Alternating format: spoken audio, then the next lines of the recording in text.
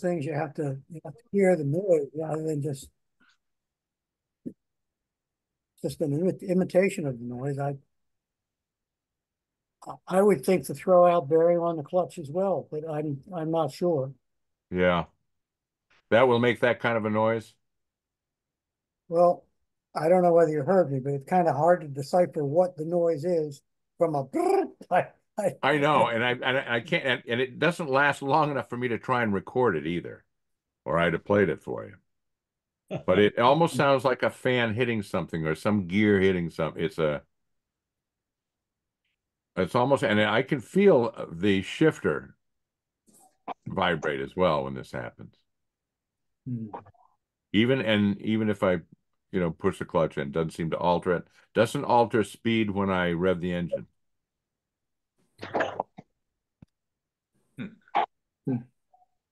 Yeah. Okay. But it runs great. Does the noise vary with speed, like No, it rolling doesn't. speed? No, it doesn't seem to. No.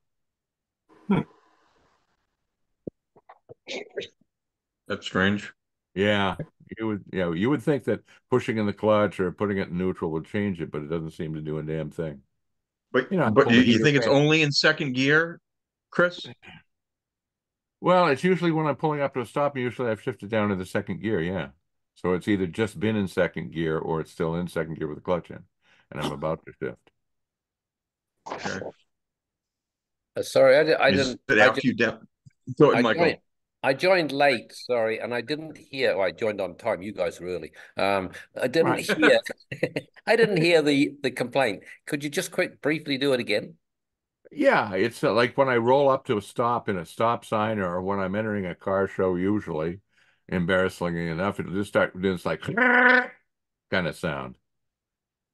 And it's pretty loud. At least in the cockpit, it's pretty loud. And it This doesn't is a last forever. BJ8, is that right, Chris? Yeah, it's a BJ8. Yeah, and it's got overdrive. Yeah. I took both plugs out, drained the fluid, drained the tranny fluid out of it, and put new fluid in. And it seems to shift a little better, but it shifts great. But it just makes this horrible noise. Well, if I can butt in there, we had a similar situation, and it was the bushing in the flywheel, where the input shaft goes into the flywheel. That bushing was loose, Yeah, and it was rotating inside the flywheel and making a screaming noise. yeah, And just occasionally, it would do it. right, exactly. Yeah, Huh. yeah, I could see it being flywheel related. So that flywheel be hitting something, or just the No, bushing no, making that kind of rattle. no. There's a bushing in the center of the flywheel Uh-huh. that the input shaft from the transmission goes into, Yeah. and that's what was doing the screaming with us. Can I ask a question? Does it ever make the noise when the clutch is fully out? Yeah. It wouldn't be that, Bob, would it? I'm sorry? It wouldn't be that because when the clutch is fully out, the input shaft and the crankshaft are turning at the same speed. Yeah, but what we found was that the bushing was loose in the flywheel, and it would catch every once in a while. So you found that, Bob, by removing the gearbox, and then you saw that bushing was loose? We removed the gearbox about 3 times before we found the problem. Yeah. Yeah. Well, that sounds about, yeah. Yeah, it sounds like it's going to have to come apart to figure this out.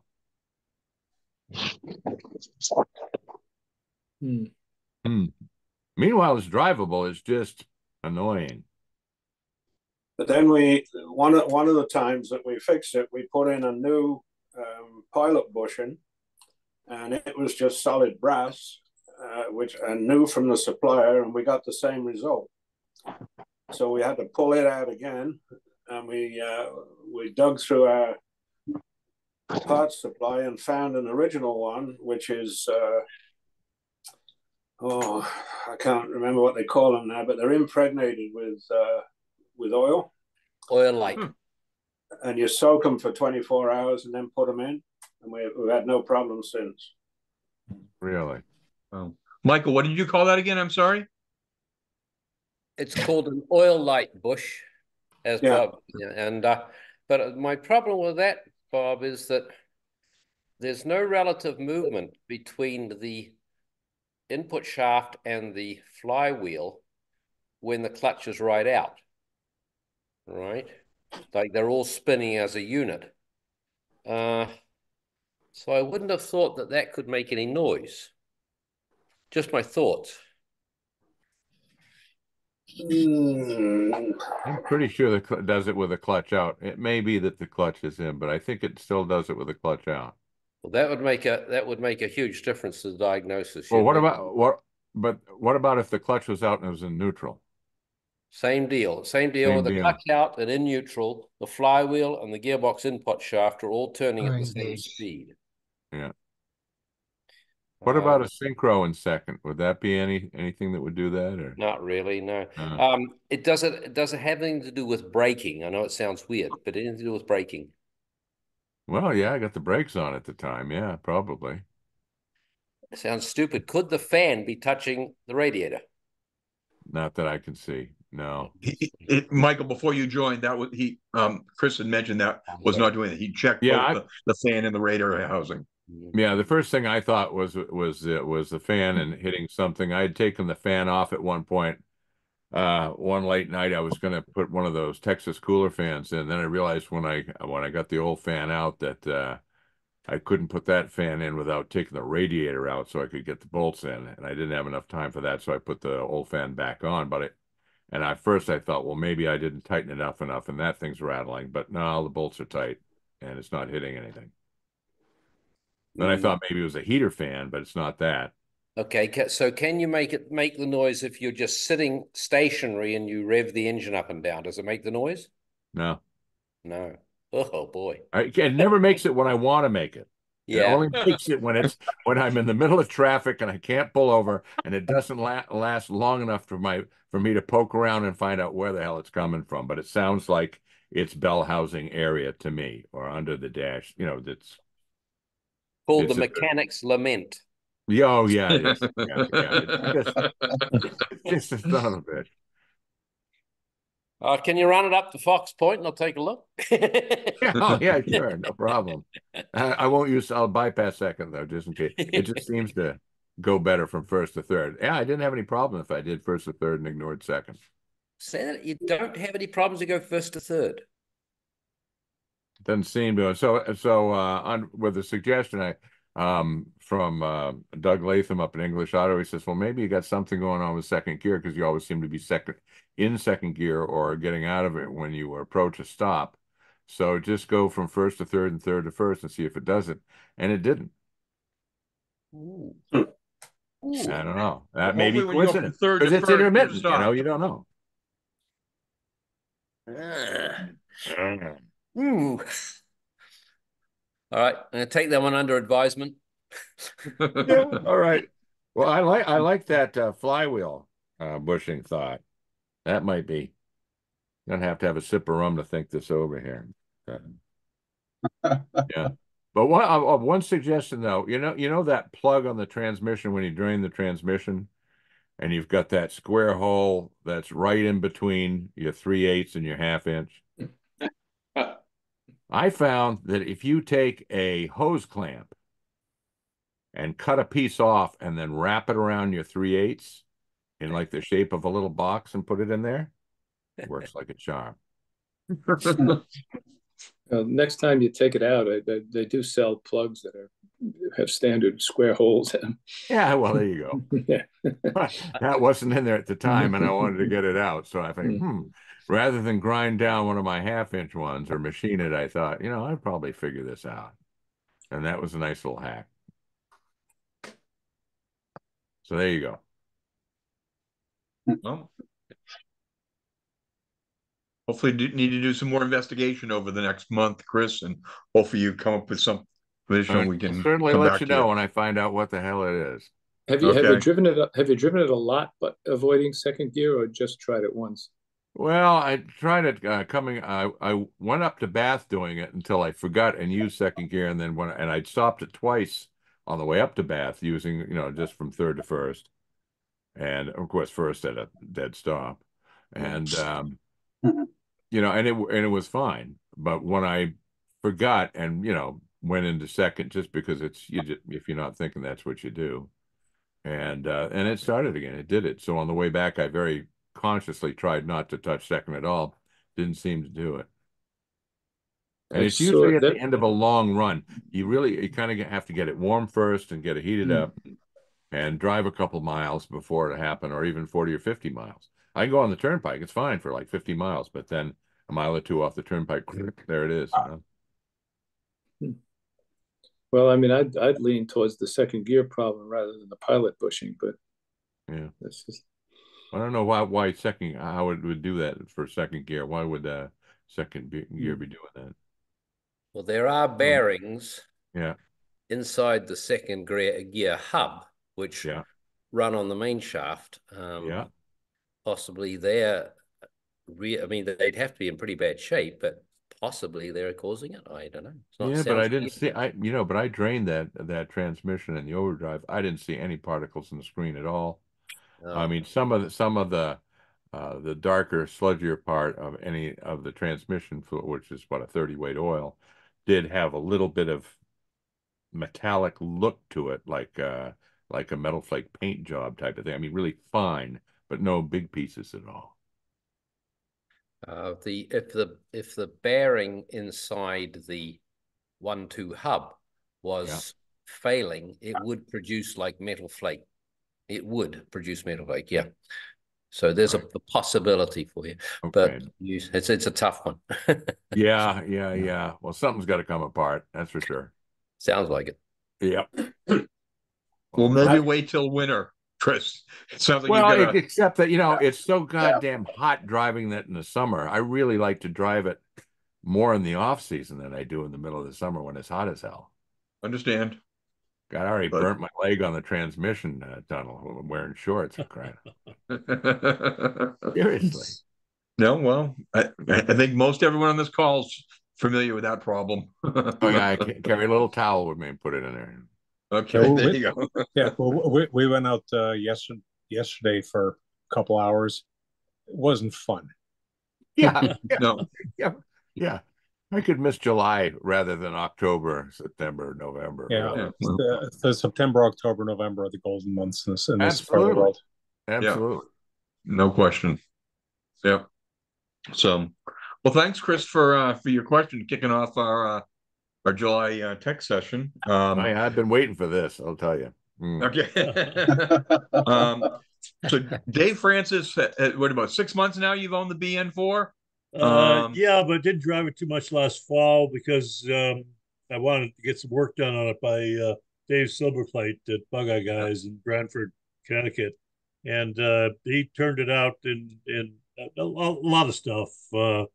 New tires, new 60-spoke wheels, shocks, brakes.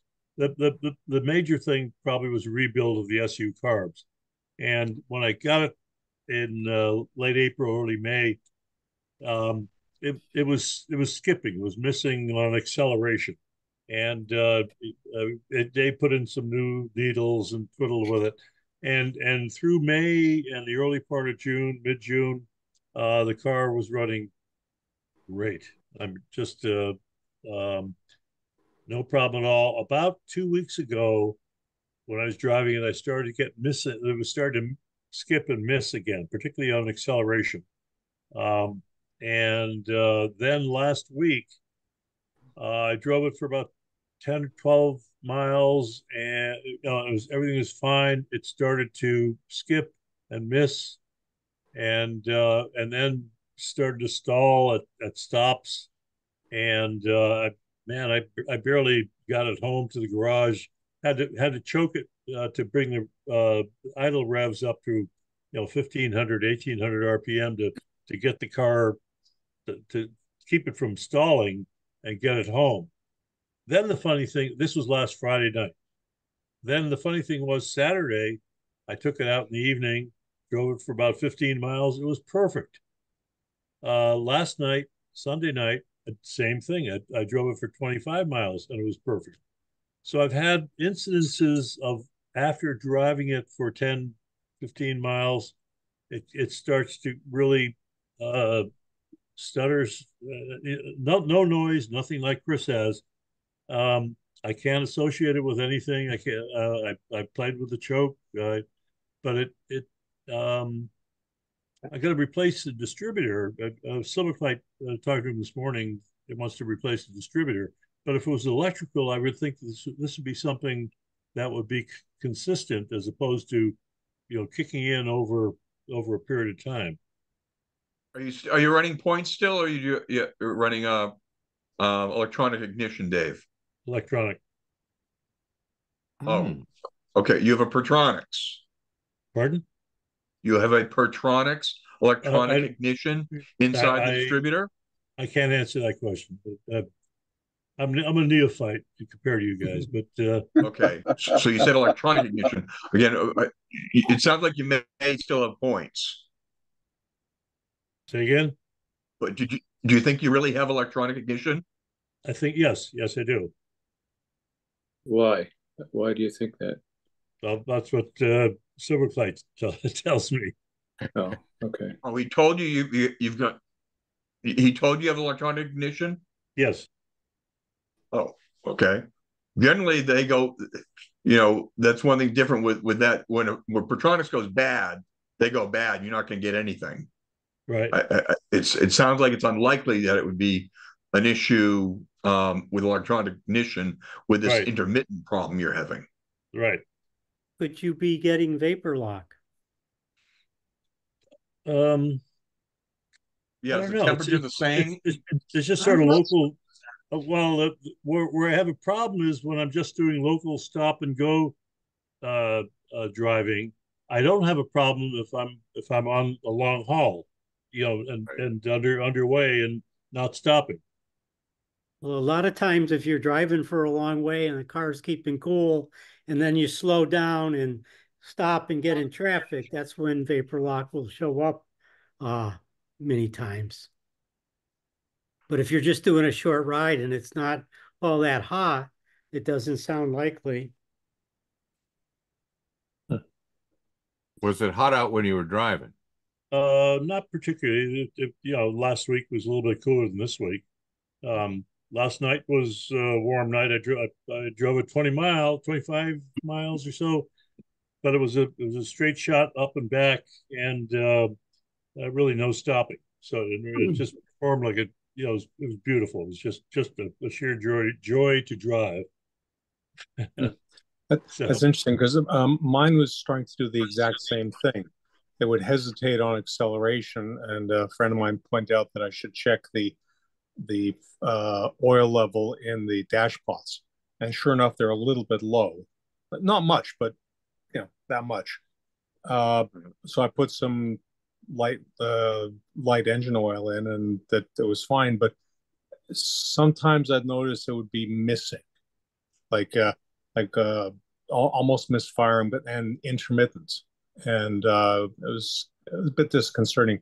And then another thing I noticed with mine is that the tax seemed really high. I was cruising down up Route 3 the other day, and at slow speeds. I was in the slow lane, and I was running 5,000 RPM. It didn't seem like that. In fourth? Yeah. Fourth overdrive, 5,000? About 55, and then when I hit the overdrive, went down to a little bit below 5. So I was driving slow. So it seems. Again, Mike, do you have electronic ignition or do you running points? I think it's points, but I'm not certain. Yeah, I'm still learning the car. The best way to find out, just pop the distributor cover off. The distributor cap and see if you got a rotor in points. Okay. Compared to Pertronics looks entirely different. Okay. And if it is points, what do you think that might be? And if it's Pertronics, it shouldn't be, should it? Well, if it's generally Pertronics, when it goes, it goes. So quite often people carry spare distributor in their boot, with points so they can keep the car running. Because when Protronix goes, it goes. Okay. Or carry a spare Protronix. Bob Yule, do you have something you want to say? I'll go ahead and check. I'll be back in a minute. Okay, no rush. One comment is that I've encountered a case where when you're talking about the tachometer, this is a BJ8, is that correct? Yes, it is. Yes, It's yes, a it is. BJ8. So this has got an electronic tachometer. I've had a case with an electronic tachometer reading very, very high when the screw for holding the points connector in was a little bit loose. And I think it was just making and breaking double time each time the points opened, and was giving us like a double reading on the tachometer. So there are two screws to work with. One is the little nut that holds the wire onto the spring of the points, and also then the spring that the screws that hold the points down. I don't know exactly why it was doing it, but certainly when we tightened everything up, that problem went away. Wow. Okay. Okay, well that's good though, because it certainly didn't sound like it was over revving. It was just kind of loafing along at the right lane that everybody was passing, so I wasn't pushing it. And actually, my overdrive seemed to be working now. I think last time I was on, it was very intermittent. But a while ago, I changed the fluid in it, and now it seemed to be engaging and disengaging, a pretty hard engagement and pretty hard disengagement. I'm not sure if that's normal or not. Well, I mean, they should be firm, I guess, with the term I would use with those in terms of engaging. One of my Healey's goes in and out great. The other one's lazy. It's much slower. On my 100, it goes in and out beautifully. My BJ8, it's lazy and just kind of live with it. Okay, I'll have to come down and show it to you, Peter. Okay. Well, Mike, I like your point there because I got an issue because my BJ with electronic. No, excuse me. I'm running points, but my BJ with electronic tack, I've got that similar situation running at a higher RPM than I know I'm running. So I'm gonna go check out those wires, those nuts you mentioned on the points. So is yours consistently high, Pete, or does it go up and down? I'd say predominantly, not.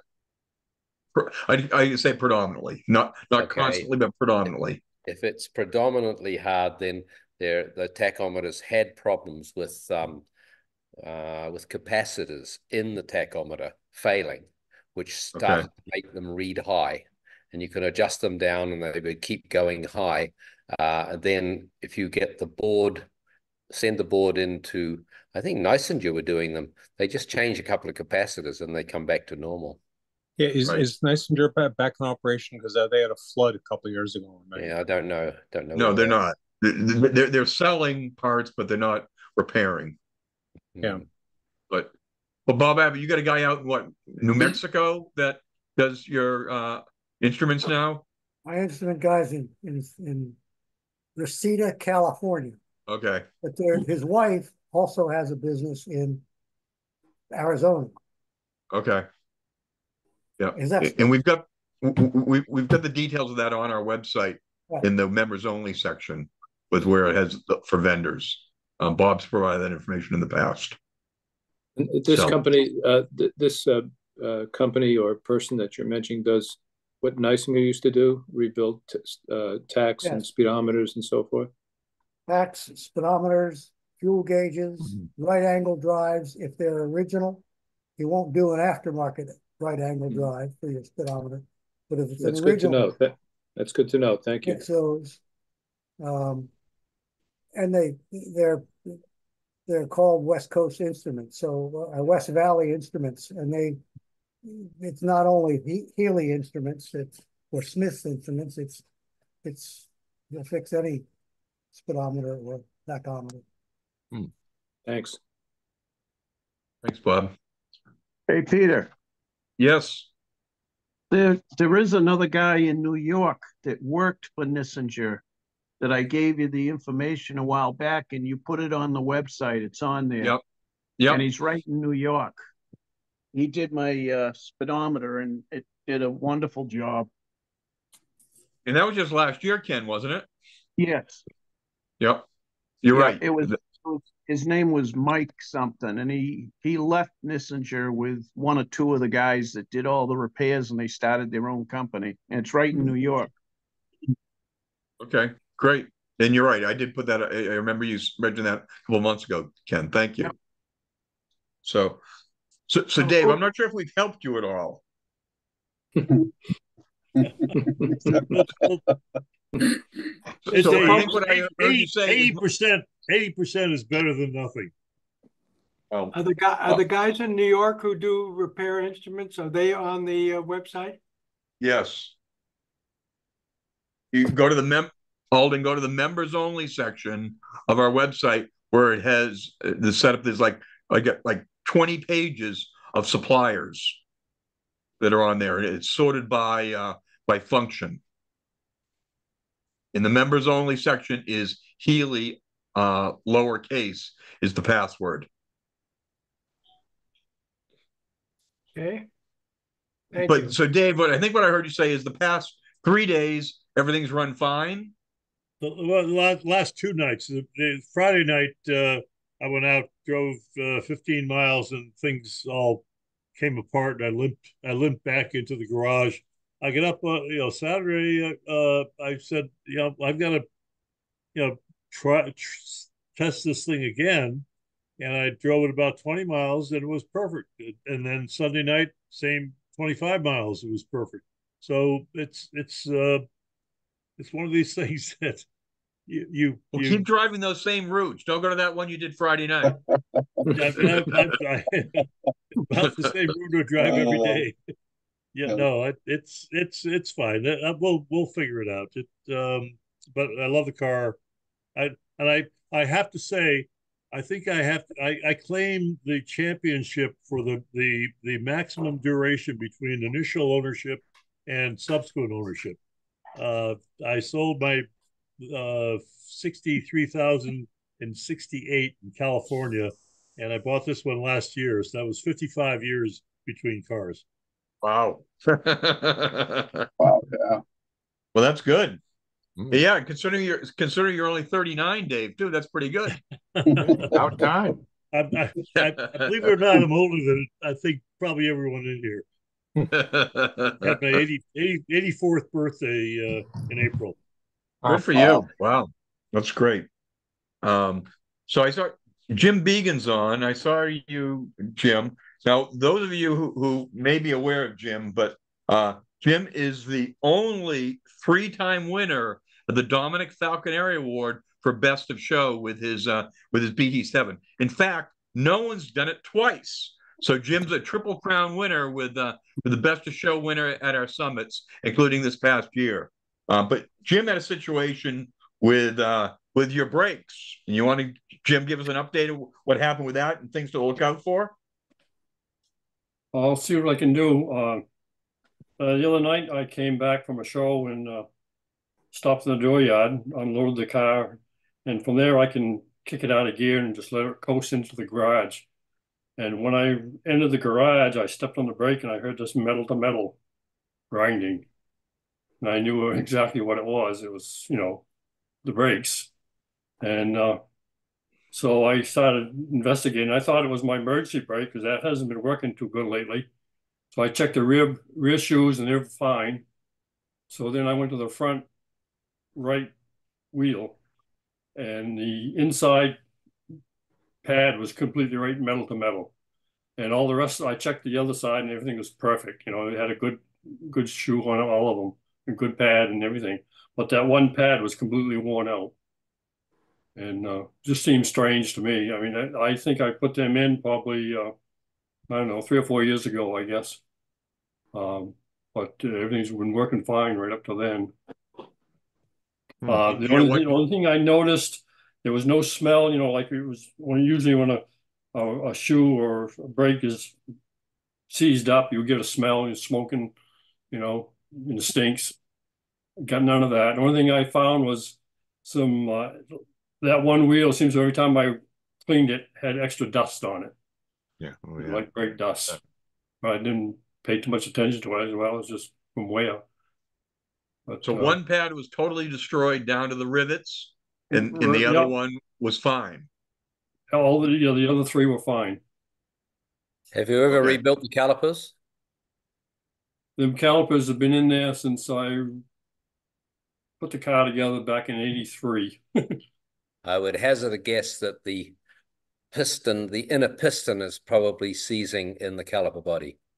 I pushed it back, and I had an old pair of brake shoes, brake pads from where I took it out, 3 or 4 years ago there, and they were fine. So I put one back in, and I've been driving it since, and no problem.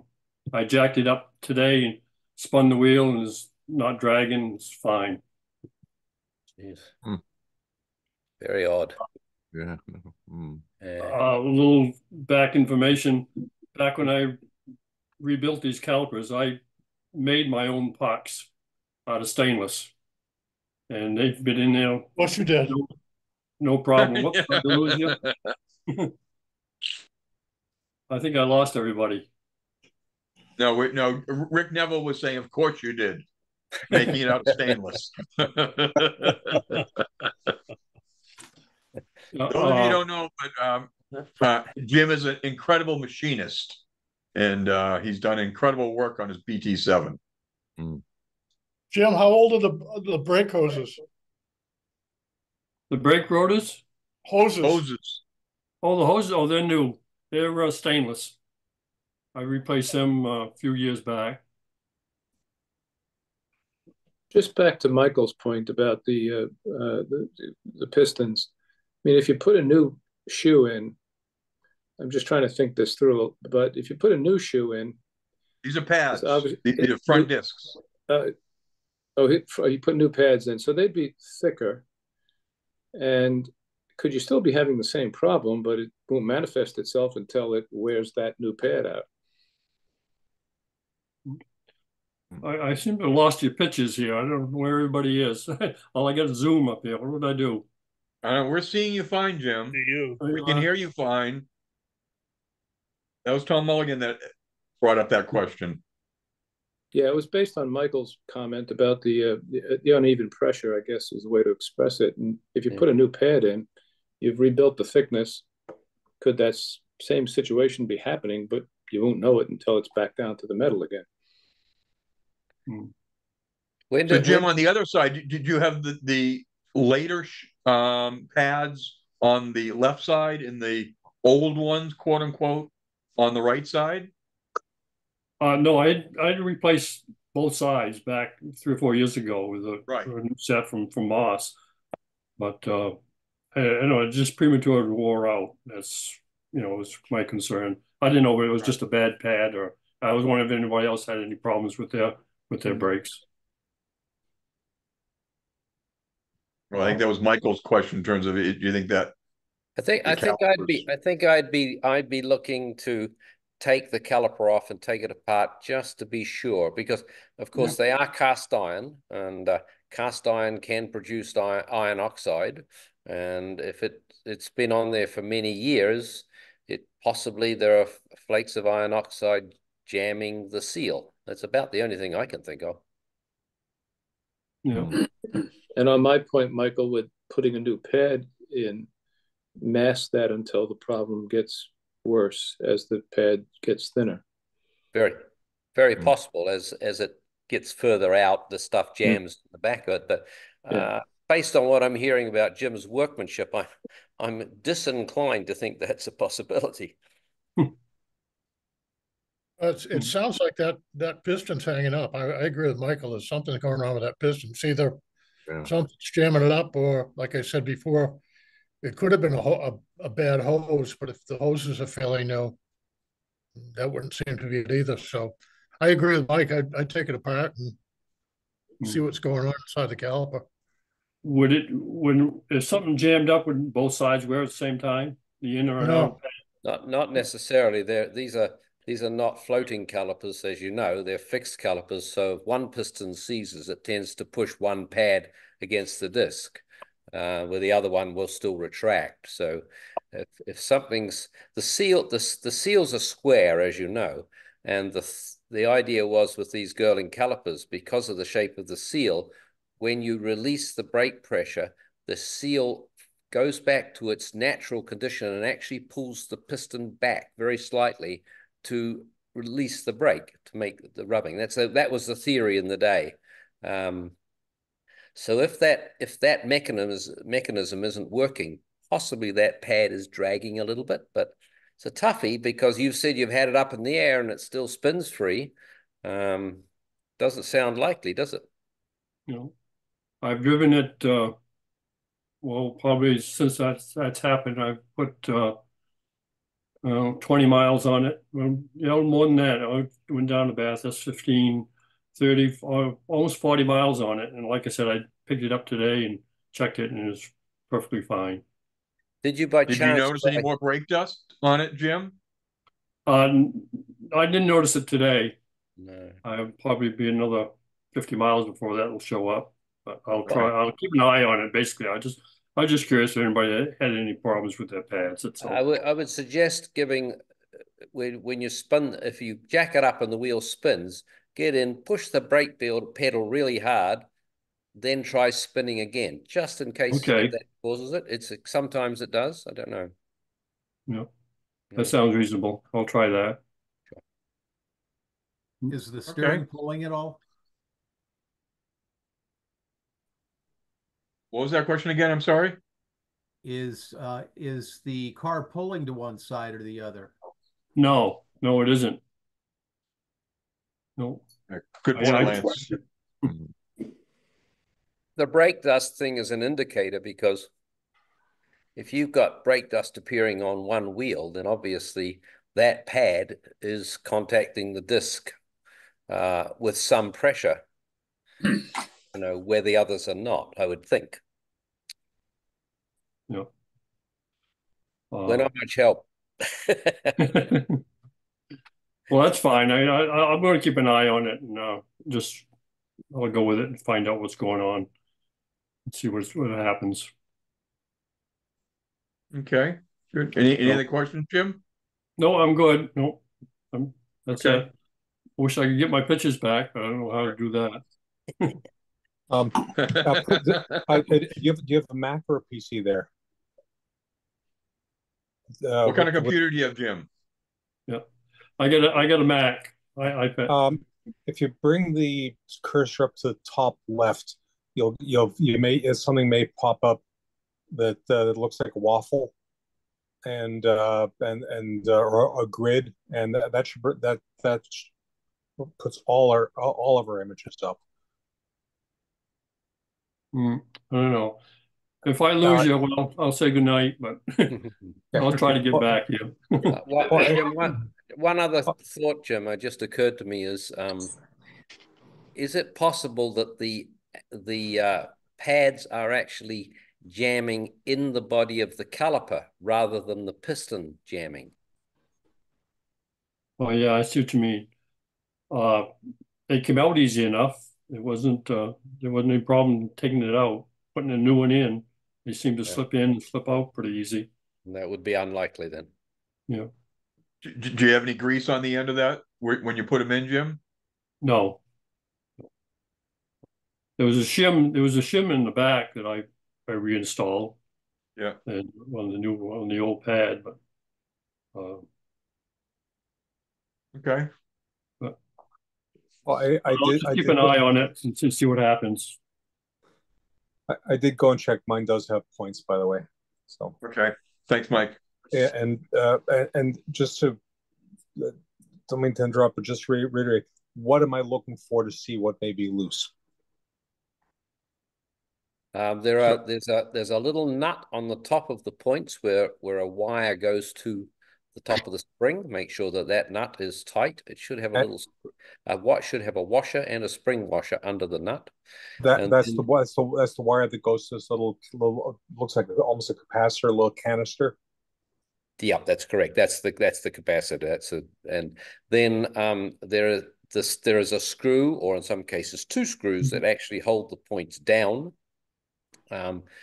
Usually, if they're loose, you stop, but they can be slack enough that the points are sort of rattling around, causing a make and a break. So just check those as well.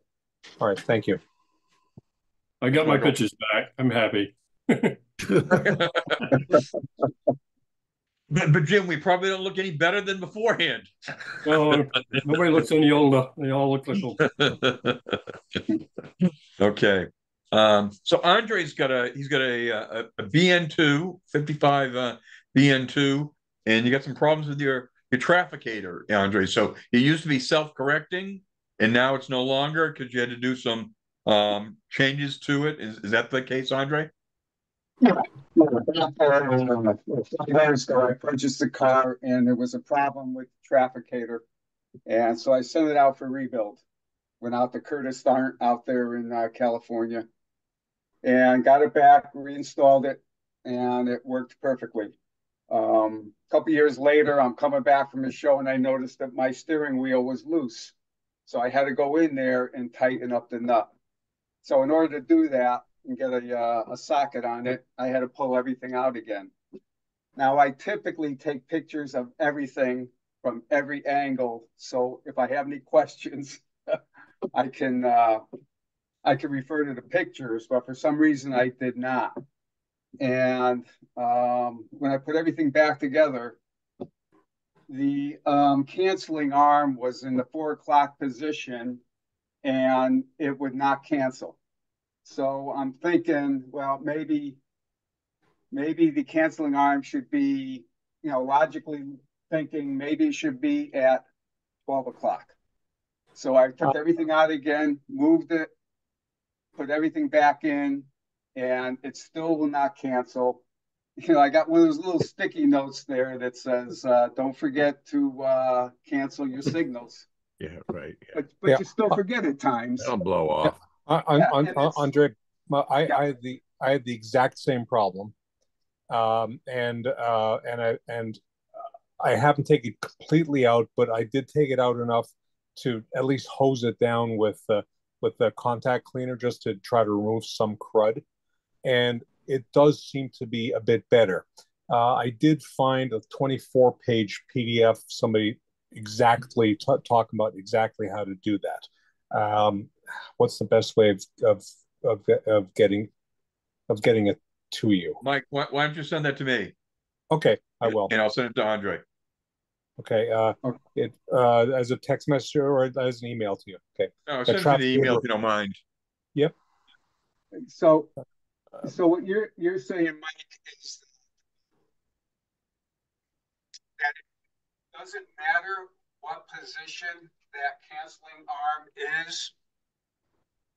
That you just use some contact or some contact cleaner in order to improve the operation. I mean, to me, there's something there.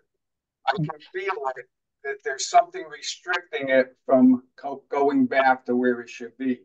There's a couple of levers on the bottom, which there's a unit in there that's got a lip on it that as you correct from a turn, this thing touches these levers on the bottom, and that's what releases the thing. So what I did is I turned it upside down and hosed those levers off, and it seemed to be better. What I do want to do is take it completely apart. And this thing that I just said, Pete, did you get it? I'm not sure. I'll check. Okay. It did help because I think in my case, at 50 years of grease, that's probably turned to toffee by this point. Yeah, see, the thing is that I had it completely rebuilt. Okay. Before, and it worked well for a couple of years, but that probably is around 700-800 miles for a couple of years. Well, this article that I sent to Pete exactly talks about how to put it in so that the lever is top, bottom, left, right. Okay. Yeah. I would say, Andre, that I'm pretty sure that the canceling arm is meant to be at the bottom when the steering's straight ahead. Do you mean the little lever on top?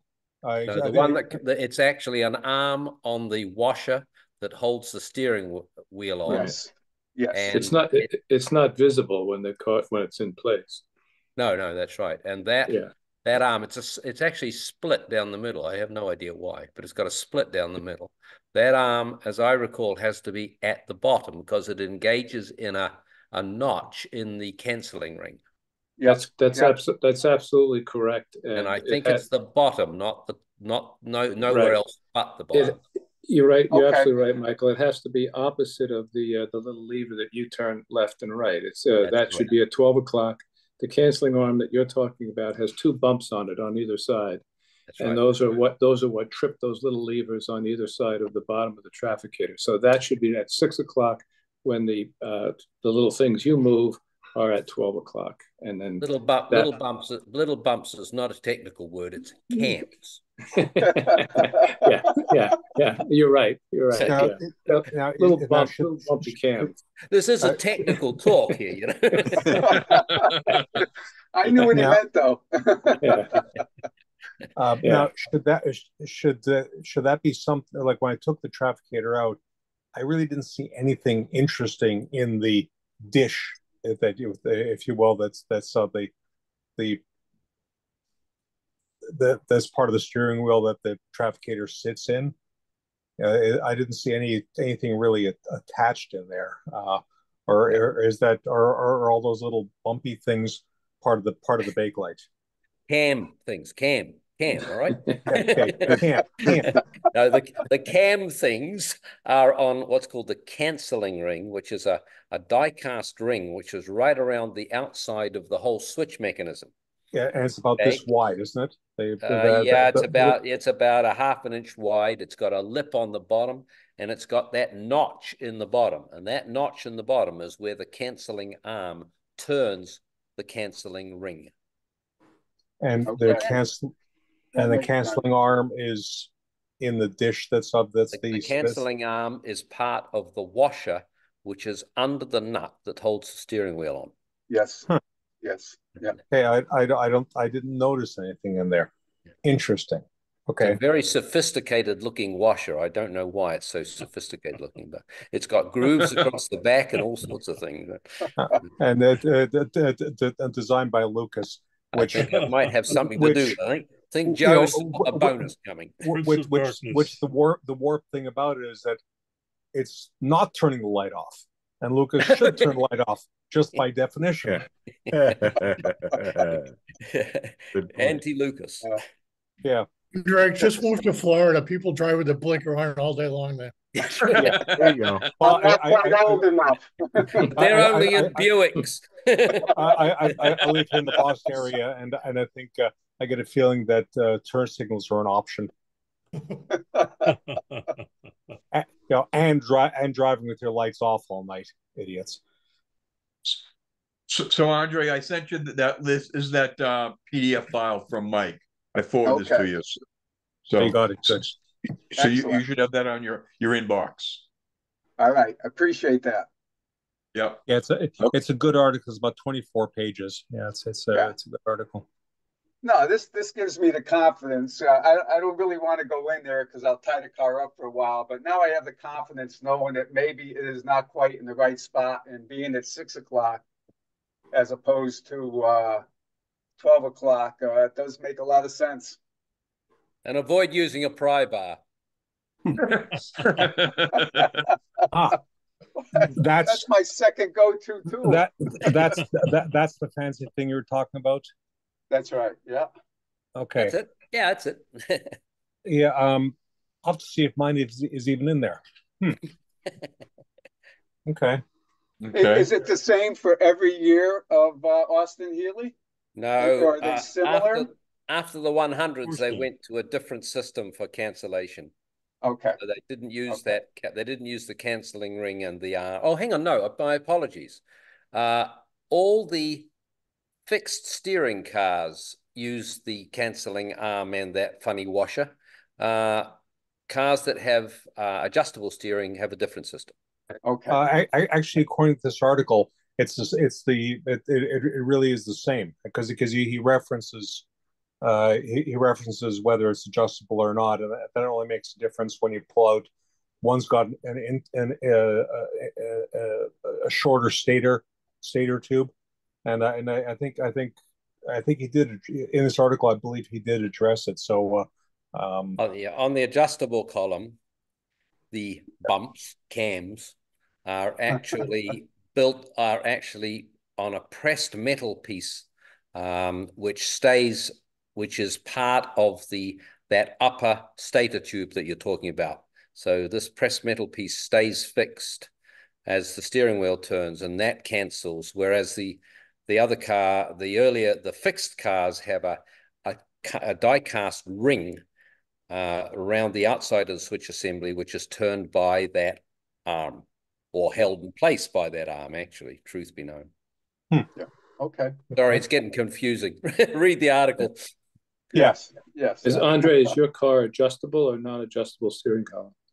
Non-adjustable. Okay. Yeah. And the part in my car that I was referring to earlier is a little different. I have the adjustable. Okay. Yeah, mine's adjustable also. That's a BJ8. I believe, Michael, in the adjustable, they call them bumps. Okay. little cammy bumpy things. Definitely not an official Lucas term. Yeah, we're more reliable though. So Ted Stan, you said you got Ted, you got some very loose steering in your Honda. Another black cat I see. And you're interested in rebuilding your steering box. Well, or whatever it takes. The car sort of floats a little bit. It's a little bit scary because it kind of floats a little bit when I'm driving. Sometimes I have to overturn the steering wheel to correct, So I could probably, if I could do something to replace that, I don't know what it would take. Yep. How much free play? How much free play in the straight ahead position with the steering wheel steering straight ahead? How much free play do you have on the rim of the steering wheel when you turn left and right before the wheels start to move? Probably 10 or 15 degrees, maybe. No, in inches on the rim. Oh, inches? On the rim. Oh, golly, I don't know, 4 or 5 inches, maybe. Whoa! Yeah, you maybe wanted to look at a steering box rebuild. That's all I had a problem. That is significant. Maybe. I don't know, I've never thought of it. But, hold on, okay. But I don't know what it would take. When the car was restored, the restorers used my tube for somebody else's car, and I had to go find another one. That's nice. Nice. Plus, I don't go into any more details, but yeah, I'd like to have a way to tighten that up so it doesn't float like that. What model is it? The 100. 100. Yeah, there are two types of steering box in the 100s, and they are prone to wear. It's a BN1. Yeah, BN1's got the early one. They have a rotating peg in the BN1. AH Spares have actually now supply replacement rotating pegs, and that's very often the cause of the problem. But you do have to take the whole box out and take it apart to change it. Have to take the steering box. Yeah, it's not a 10-minute job. No. We would budget that all day, one man all day. Really? It's a big job. Well, maybe I could talk about that. I know. Bob probably does them in about 2 hours, right, Bob? No, hour and a half. Good man. Yeah, sure. Yeah, so Bob, if I could get my car up to you, you could replace those, or yeah, in an hour and a half.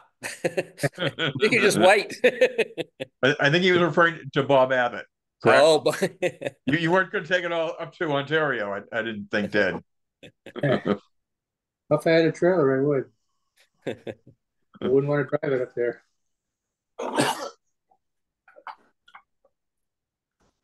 Yep, steering box rebuild required. Okay. I would say they've got that much movement. It's beyond adjustment. Right. Yeah. Yeah. I agree. It's a little unnerving, but it kind of floats. Maybe I got used to it. I've had it for 62 years, so maybe I've adapted. You aim it more than drive it. Right. Better way to put it. It's not a steering wheel per se, more like a directional suggester. There you go. Right. It's like a rudder. Yeah, there you go. Would be fun in a gymkhana. Yeah. Here you go. Peter, I also have that trafficator problem. If you'd send me a copy of that article as well. Sure. Okay, I'll also put it out on the website. Yeah, good. Thanks, Mike, for providing that. Oh, you're welcome. I was somebody when one of the first times I was on this thing with you guys. There was somebody referred to a YouTube channel that somebody was restoring one of these cars. They actually did show how he did take apart and redo the trafficator, but I was never able to find it again. So I was searching, and this popped up, and I figured I think I'll keep this. It looks important. But that YouTube channel I just couldn't find again. Okay. Yeah, thank you. So how much play is acceptable in a steering wheel in inches then, say in a BJ8? An inch to an inch and a half. Yeah. Because they're making some new steering boxes, are they not? Or machined the worm gear in those, or I just installed one of those from AH Spares in my BG8. yeah, how'd that go? There's no play at all. Wow. So along those lines, is it, if you're going to rebuild it, should you just replace it if you have to take it out to rebuild it? Well, they're not inexpensive, the ones from AH Spares. I mean, I hesitated to jump in on this because my car is a BJ8, so it wasn't really relevant to the 100 per se. Because I was going to rebuild the steering box, and I took it apart. In fact, I just wrote a 10-page paper on that for the Austin-Healey Sports and Touring Club.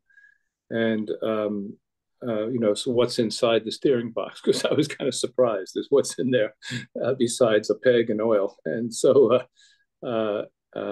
but when I got halfway through, I realized that I had some bearing damage in there, bearing cup damage, and the bearing race that's on each side of the cam column, which isn't replaceable unless you replace the whole column.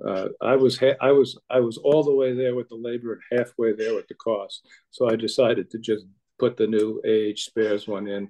I rebuilt or put back together my BJ8 steering box.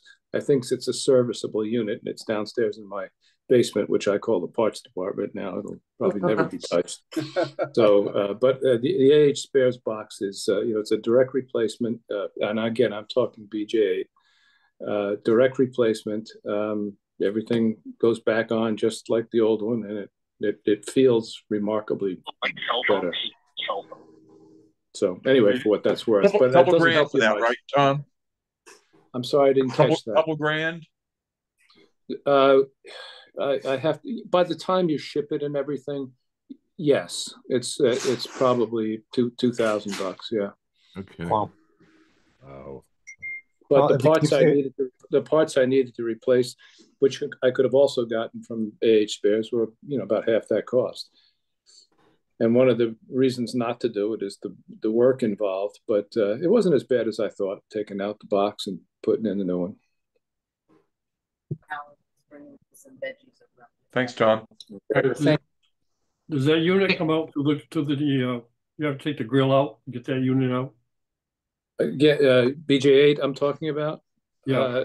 In fact, I have all the steps from the engine side of the firewall and the passenger side of the firewall. But what I did was, yes, you absolutely have to take the grill out because that's how it comes out. It comes out through the grill. You can leave the steering arm on it and take the cat that's held on by the castle nut, as long as you just rotate it. But you take that off on the bench, it's much easier. In fact, I think it's impossible in the box, but people say it's not. When it's in the car. So you can take the grill out, but you don't have to take the chrome surround off. You can just protect that, and which I did with packing foam and stuff like that, and it comes out pretty easily. How do you take the grill out? I'm learning about the car, but Well, you're talking about BJ8? Yeah.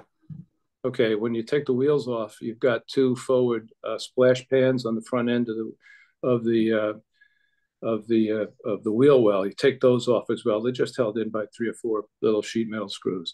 Then you have access to the side of this of the steering box on each side of the wheel well. And there's, correct me if I'm wrong, but I think there's 6 bolts, 3 on top, 3 on the bottom, that that hold in the grill. And it's a little tedious to get in there. Just kind of remember how they're spaced, because sometimes they have spacers on them on the front or the back of the bolt, so it sits nicely in when it's in place. Yeah, as somebody said earlier, take pictures. Just take pictures of the of those 6. I think it's 6 nut bolt combinations that hold that grill, and then you just slide it out the side of the wheel well. Okay, thanks. The grill surround is much more of a pain in the butt to work with. The car's up on if the car's on a lift, this is quite a bit easier, so if you can work underneath. Yeah, I've got to. I was mucking around down there, and the steering box and the steering arm on that side is just completely encased in old oil, grease, crud, and and I have a feeling that there may not be even any oil in the steering box. So I really want to give it a good thorough cleaning with engine cleaner and a hose. Yeah, that's what started this whole project. In fact, the first time I got on with Peter, that was my question, was about steering boxes, because I had just begun this problem. The guys that said it takes an hour or a day, I can tell you it takes a month, but that's we're working. That's working at a little bit at a time and figuring out things. But yeah, I thought I had a leak out of the lower seal, which I didn't. I had a leak out of the end plate, but that's another story. The end plate and the olive nut there that holds the stator tubes stationary. But that was pretty. If you take out if you take out that olive nut, that enables you to pull the wires out as long as you attach a fishing line to it, so you can redo the trafficator on the bench. Yes. You have to, of course, have the hub loose too at the other end, but to take the wires and or the stator tube out. But what I did is I just cut off the bullet connectors on the unplugged them from the wiring harness around the radiator there. Depending where it happens to be hooked in, I just cut them off and reinstalled new bullet connectors. Makes it a lot easier to get it both out and back. Most importantly, back in. Yeah. Tom, would you be willing to share that article by chance? Sure. I can put it on the website. It's more of what not to do, how not to get yourself into this situation, because I made a couple of mistakes that caused me to have to take the steering box out. And I try to be a little bit humorous in it, but basically it will show you exactly what's in the inside. But again, this is a BJ8 steering box. I don't know how that relates to a older or 100 steering box. And my car has an adjustable steering column, which also has a little bit of a difference at the other end, but not enough, I think, to make it unuseful. But I'm certainly happy to share that. It's actually in this month's the July issue of the Flash. Yeah. Okay. Yeah. I'm a member of Philadelphia, so. Okay. Well, then you should have gotten the Flash. Yep. Okay. And it's a 10-page PDF in there. Okay. What car was this question started about though? What model? BJ8. Oh, I'm sorry. You're talking about tonight. Who originally asked the question about the steering box? BN1. Yeah, AH spares don't have BN1 steering boxes. They only have 6-cylinder steering boxes. Right. I don't even know if they, Michael, do you know if they have the parts, internal parts for the I think the hardest part to get is a worm. You can actually change the worm on the column. You can take the worm off the column and put a new worm on the column, but getting a good worm is the hard part, because as you found, the bearing race on the worm is usually quite badly pitted. And I've actually had them reground, and they seem to work pretty well. But it does, when you regrind them, then you're into shimming the outers of the bearings to take up the clearance. Yeah, and we've discussed this on this forum before about those shims, and those shims were there's virtually no information on those shims, and it's a trial and error process. And I don't want to repeat what we've discussed, earlier on this in other sessions. But on your point about the worm gear, I was curious because I noticed on AH Spares, they did sell just the worm gear. And when I had my column and worm gear, which looks like one piece, but obviously it's not. Yeah, I could not see how you could get that off. You put it in a lathe, okay, with the worm near your tool post, and you machine a little bit off the very bottom of the column underneath the worm, and you put it into a press, and you can actually press the worm off. It's held on a spline. Yeah, I had a feeling it was. I had a feeling it was. It was a separate part. After you've done that, you put the column back into the lathe, and you machine back about a 1/16 to an 1/8 of an inch to allow the worm to go further on. Then you can swage the end of the column back over your new worm. So in other words, I could have, instead of buying the whole column and worm gear, I could have bought a worm gear, a lathe, and a press. That's right. Yeah, $20,000 should be there. Sounds like a job for Jim Began. I got all that stuff. So I'm listening. Just gonna send that to Maine. Thank you, Michael. Stainless worm, though. Yep. Jim would make a stainless worm. That's right. Not really needed. It's immersed in oil. Interesting Any thing other on the this original evening? worms. Sorry, just on the original worms on these cars, there was a very interesting little bit of machining. In the straight ahead position, the worm was not cut quite as deeply, so that in the straight ahead position where you adjust the steering, you get an absolute minimum at the straight ahead position. And as soon as you turn off about 30 degrees, there is play. But of course, that doesn't matter because you're in a turn anyway. But in the straight ahead position on the original worms, they were just a little bit tighter. The replacements are not like that. Pete, excuse me, if you can't get that article, capture it, let me know. I'll send you a PDF. Okay. I have to get off the call, so thanks very much. I'll talk to you guys next month. Okay. Yep. Take care. Bye-bye. Bye-bye. Peter, the other thing I recall is a couple of years ago, there was somebody who talked about a company, I think out the Midwest, who, if you sent them the steering boxes, they actually rebuilt them, and they did all kinds of steering boxes. And we had it on one of the calls, I don't recall the name of it, but it's probably in our notes somewhere. I can try to look it up and see if I can dig that out. But somebody had used them and was very happy with what they had done with the steering box. Your memory's better than mine, Les. I do not recall that. Yeah. I think it's a Lear. It starts with L. You have a better memory than I.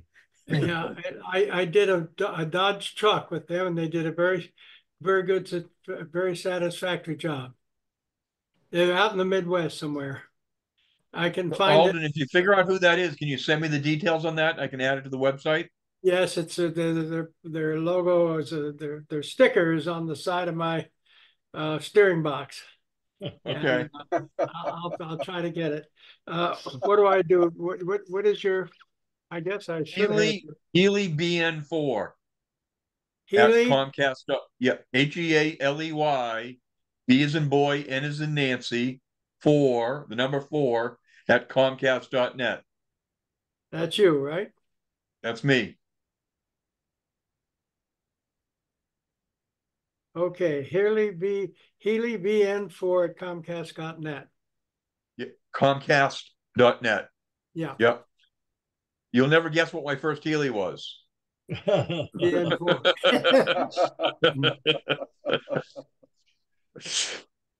Other questions tonight? Yeah, Pete. I have one thing.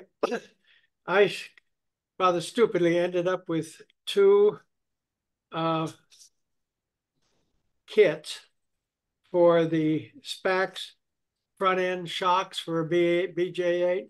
Okay, you remember you saying you installed those a couple months ago, yeah? Yeah, and I got one installed. It worked. It really makes a difference in the car. I have both front and back done, but I have a spare. Haven't even been out of the box. I've never opened the box, and I need to dispose of it. And do we have on our website a place you can advertise to get rid of stuff? Absolutely, yes. Alden, send me the details on that. If you got any pictures included, what you want for it, and we'll put it on the both on the hen for the next hen as well as on the website. Okay, I've never even opened the box, and I'd rather not open the box. Okay, well, no, I understand, but do you have pictures of what you installed on your car that work? Well, I suppose I can take pictures of what's on the car. Is that what you'd like? Yeah, yeah. It's the that will SPAX. help someone who's interested in that. Yeah, I got it from AH Spares. Okay. I never opened the box, and all the details are right there. Okay. And I just, all I want to do is get what I paid for it, and I'll absorb the cost. What it saves is the cost of the shipping and all of that stuff. Okay. Send me the details and we'll get it on the website and we can add it to the hen. Okay, thank you. You're welcome. I have a relatively pedestrian two-part question, and Go ahead, Lance. And that is, were front spotlights a factory option? And if so, where was the switch for it? That's a good question. I don't know that it was an option. You need to Can buy anyone answer that? You need to buy the concourse guidelines. I could care less about the concourse guidelines. I just want to drive around something that looks somewhat original. The whole question of factory accessories is something that's constantly discussed in the concourse committee. Most dealers used to prepare their own accessories list. Right. So you could get one dealer would say spotlights were an available accessory, and other dealers would not have it on their list. So it's up to you. If you like the look, go for it. Okay. Well, the car's already got it. It's got a Radio Shack push button switch underneath the dash that needs to be replaced, at least with a Lucas toggle switch. And so I'm just wondering where the right spot is for that toggle switch. What I have done with the driving lights on my car is I've just hooked them up. Well, if it was a dealer installation, it was probably various places. Is that right, Michael? I just hooked them up through a relay and they come on when the high beams come on. Ah, good point. As simple as that. Ooh, that way you're not scrambling around looking for the switch when that car comes cresting over the hill. I like that. Thank you. You have another question, Lance? No, that was the two-part question. Okay. Pete, I have a question. Hey, Ken. Hey, how you doing? Since we're talking about spotlights, and Michael probably or Bob probably can answer this, I have a 54 Le Mans car that has SLR 700s on it, and it has original Lucas Le Mans 24 lights. And over the years, I have had an instance where I've burned up a generator and regulator.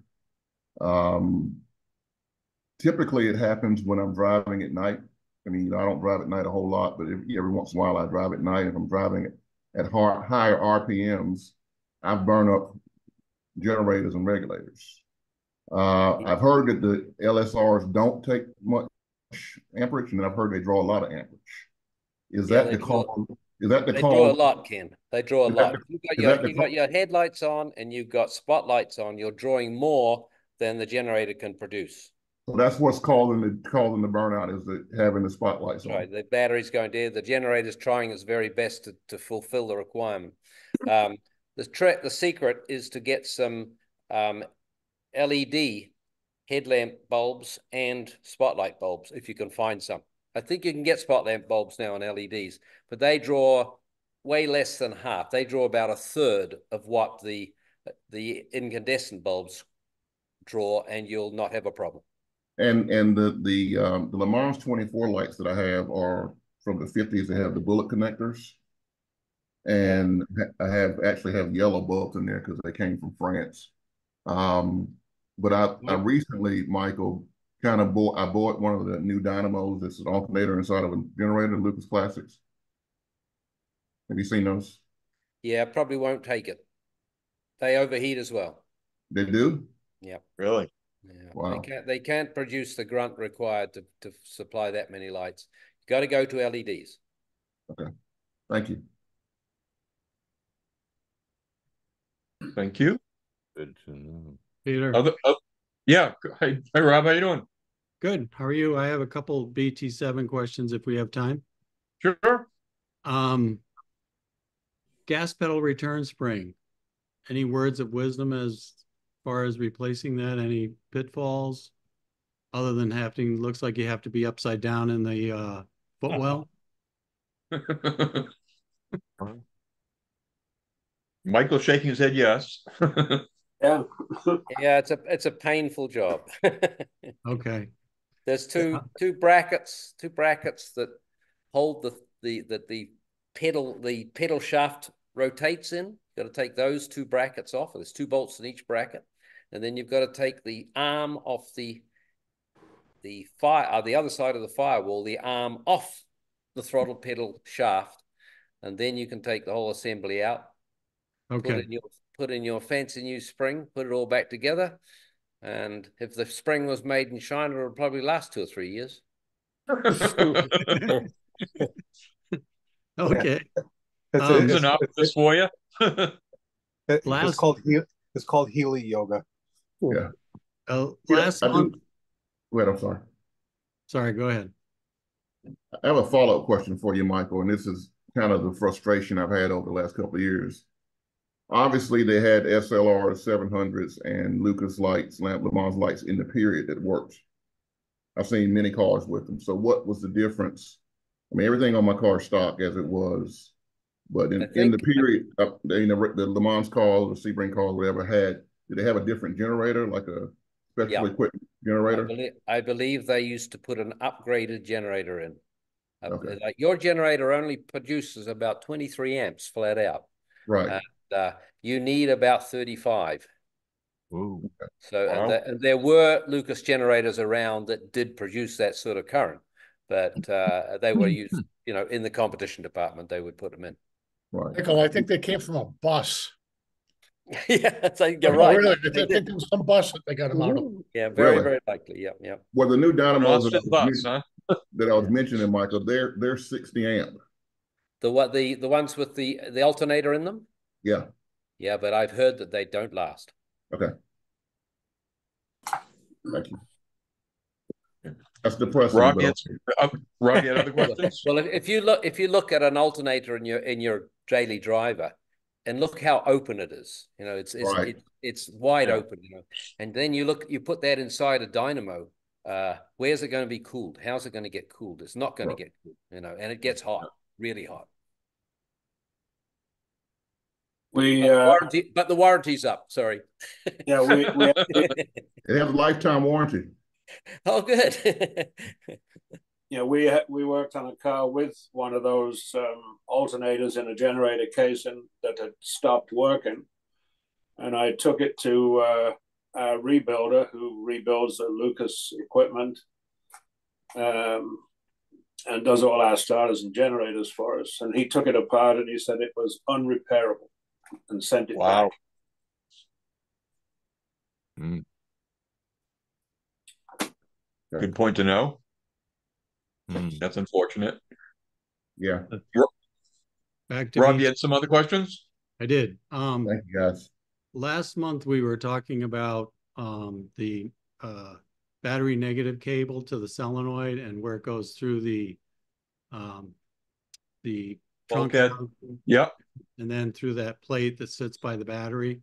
And I went back and looked at mine. We had talked about a grommet with a supporting plate kit.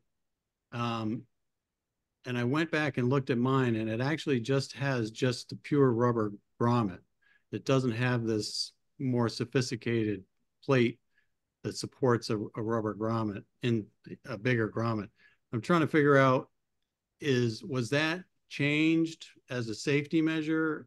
In other words, even though my car doesn't require it, is it worth doing, or are the old 1-inch rubber grommets good enough?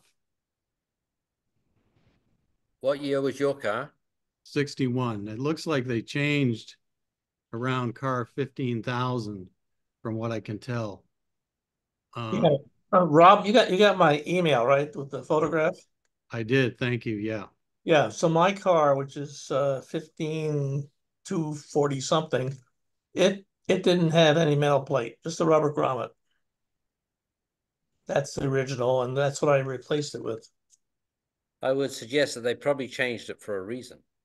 That's what I'm wondering, Mike. That's what I'm wondering. Really? You think that, Mike? They're starting to short out or something. It's called warranty claims. I mean, I don't know what the metal plate would do. It sort of clamps the rubber thing around the grommet and holds everything very securely together. The cable can't move around at all when it's in that thing. Yeah. Mike, is there I'm looking to replace my battery negative cable, and Moss doesn't have it. Rather than ordering it from England, I was looking at East Penn Deca, which has all kinds of battery cables. Is there a way to ferret out the length of that cable from the part number? No, not from part number, but what I use is welding cable. I go to a welding supply shop.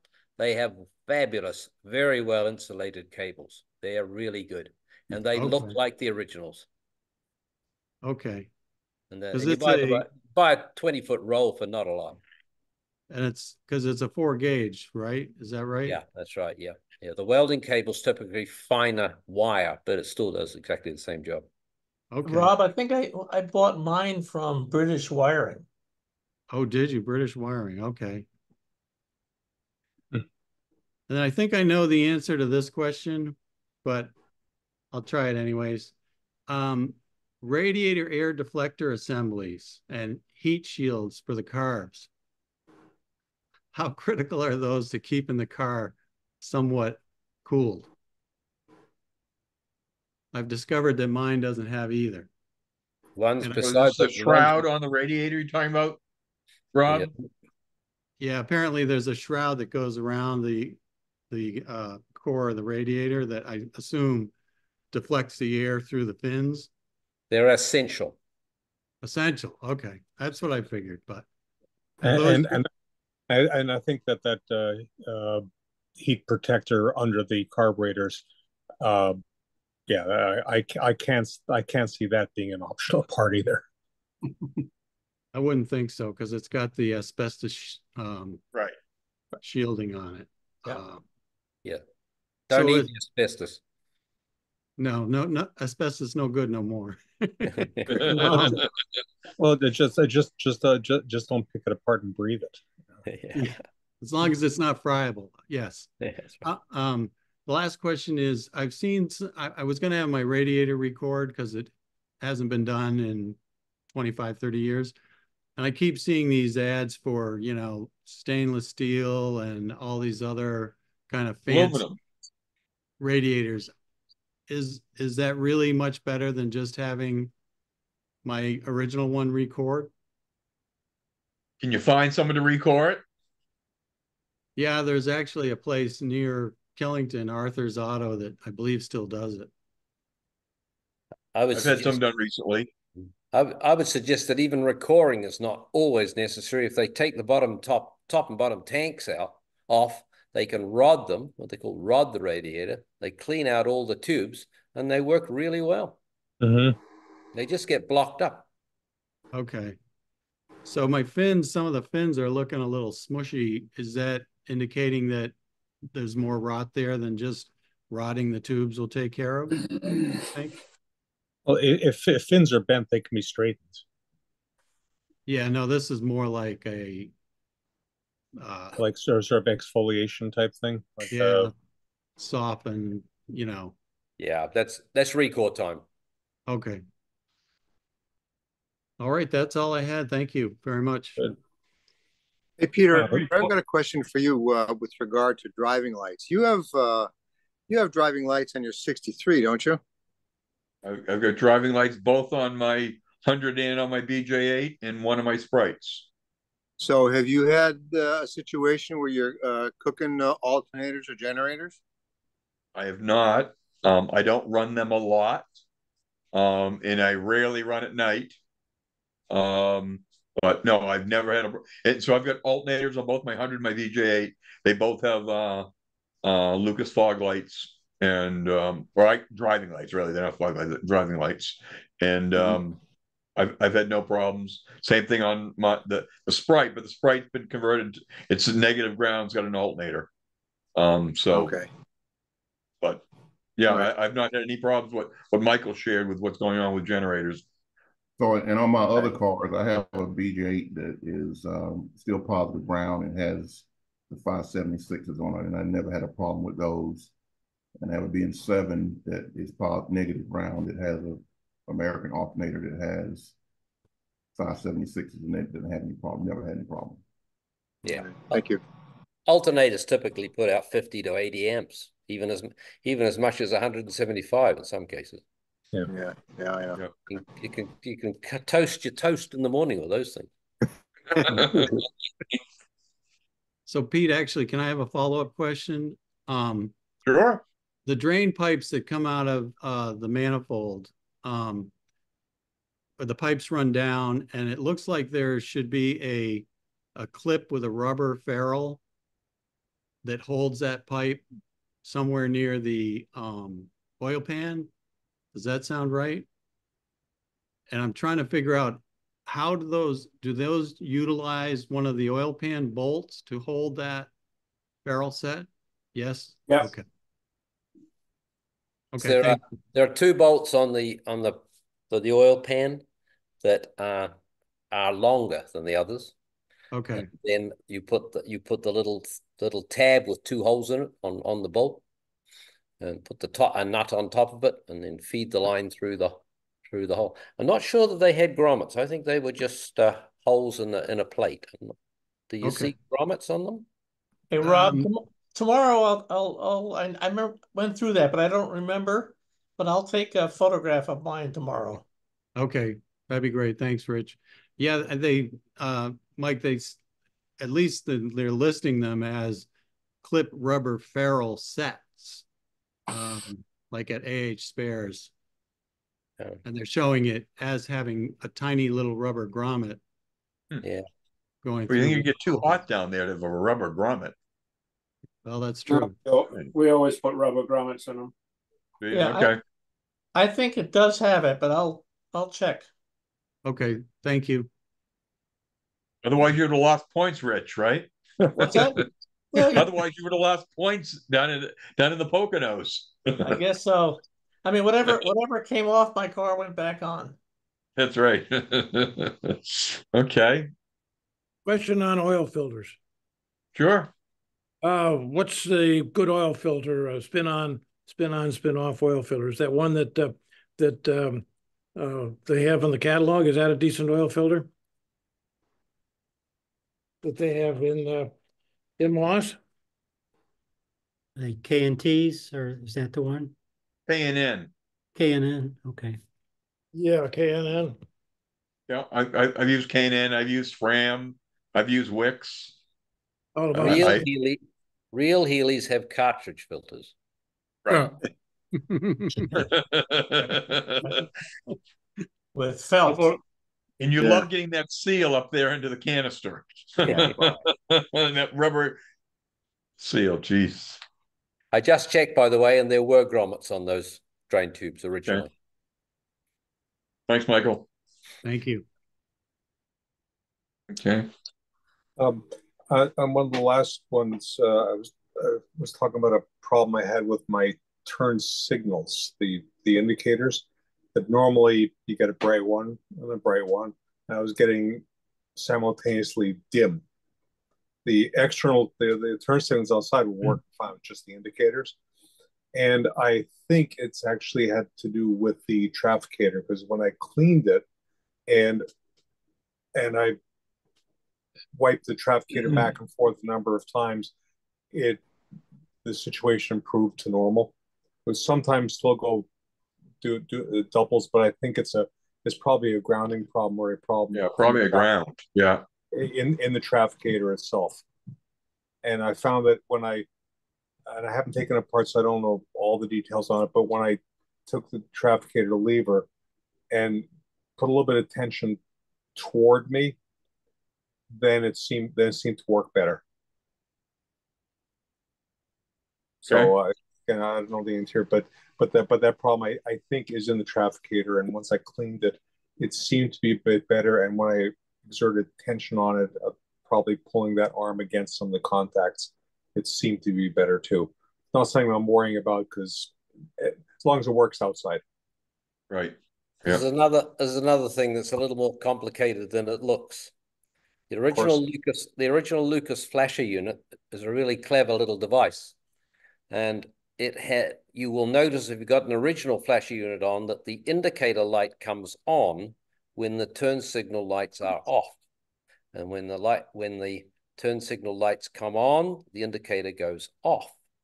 And that's because there's a little bit of current runs through the indicator light, which heats an element inside the flasher unit, which causes it to stretch, and that closes a pair of points that turns on the indicator lights. The idea is that if you've got an indicator light out, that system doesn't work properly. So you get one flash and then it stops flashing at you. Not as simple as it looks. So are you talking about the indicator flashing or the actual turn signals? The turn signals themselves, they still continue. Well, if you got one bulb out, the other one will continue to flash, but the indicator light will just flash once and then not flash again. Yeah, no, in my case, the external turn signals are working 100%. Yeah, that's right. Yeah. And it's not as simple as it looks. It really isn't. It's quite a complex little system. Very ingenious, actually. Yeah. Well, yeah, like that's the wonders of Victorian engineering. Hey. Any other questions tonight? Yeah. Hey, Jim. Have any other people received an email? It says AHCA members document. You just went on mute, Jim. I'd be careful of that. There's a lot of spam out there. I'm not aware of that HCA or HCA New England sent anything out like that, Jim. Okay. Yeah, I did get that also. It was from an FCPANEBIAN at AOL.com. Right. And I would delete that. Okay. That's what I wanted to know. Yeah. Right. And if it's probably the header is cherished customer. There you go. Well, it says something about OneDrive, but I never opened it. But yeah, I wouldn't. I'd delete it. Get it out. Yeah. Thanks, guys. That helps. Yep. Great. So for next month, I have a conflict on the 12th. That red car behind me, we're going to be doing track days at Lime Rock on Monday and Tuesday. So would you prefer to have this call on Monday the 5th or Monday the 19th? So either the first Monday or the third Monday. It cannot be the second Monday. Does anyone have any preferences? Hey, Pete, I could. Yeah, Rick. One if you want. Okay, you want to do that? That's great if you can, Rick. Sure. Okay, great. Okay, so we'll leave it on. We'll leave it on the 12th, and Rick Neville will be your facilitator and host. Okay, sounds good. Hey, That's Peter. Peter. Yeah. Go ahead, Rick. Going to be on 12th. Did you put up that summit video? Yes. We just might want to mention that. That was a cool of a video. I don't know who did it, whether Rob did it or No, that was Sims. So on our website, on the Summit 24 website, there was a short video from the Simsbury local TV station. That's one you're referring to, right, Rick? Where Robert and I were interviewed. Yeah. So yeah, so there was a young woman from the local Simsbury and just did a short interviews about the car show. So it's on our website under Simsbury 20 or under Summit 24 under the Simsbury videos and photos. We've also got a number of other videos there, and there's our friend Steve Pierce took over 700 pictures at Summit 24 this year. So there's a lot of those things that are out there as well. So okay. Well, thank you all. Hope you enjoyed this evening. And Bob Ewell, I sent you a message on chat, and also sent you an email. You can look at it when you get a chance. Thank you, guys. Enjoy it. Okay, thank you. Have a good night. Have a good one. Take care. Thanks very much. Bye bye. Thank you. Thanks, Peter. You're welcome. Bye bye. Thank you.